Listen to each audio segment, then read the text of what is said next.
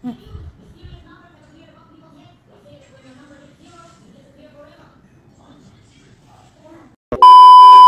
for today's video, gagawa tayo ng bukayo dahil, ano ba yung Friday? Good Friday.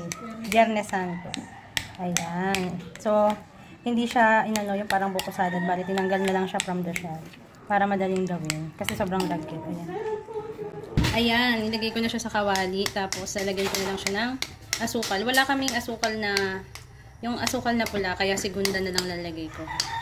So, ewan ko lang. First time ko lang magta-try nitong bukayo. Then, let's try it.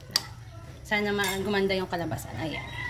Ayan. Lagyan na natin itong mahiwagang sugar. Segunda lang to ha. Ayan. Hindi rin ganun kadami kasi ayoko ng matamis eh. Tama na yan ha. Ayan. Tapos, medium fire lang tayo. Hinaan natin. Ayan. Ayan. Ang bilis kumulo.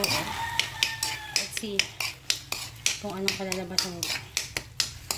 Can you add more? A little bit lang. Sige more. Ayan. Ay na!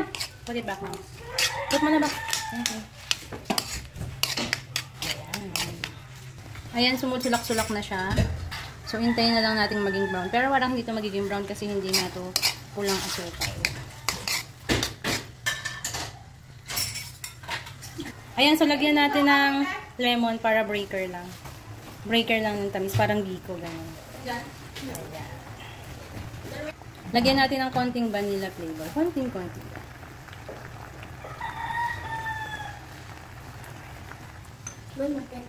Ayan, mga mams, dinagdagan ko pala siya ng asukal. Kasi yung lasa niya parang iba. Ano bang dapat kong gawin dito? Patuyuin. But anyway, let's just try it.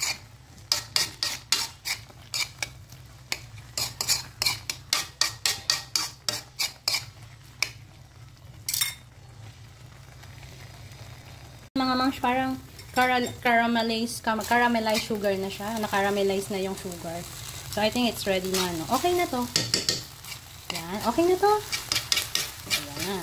So, ilagay na natin sa plato. Para palamigin. Ano sa tingin nyo? Luto na ba? Okay na to.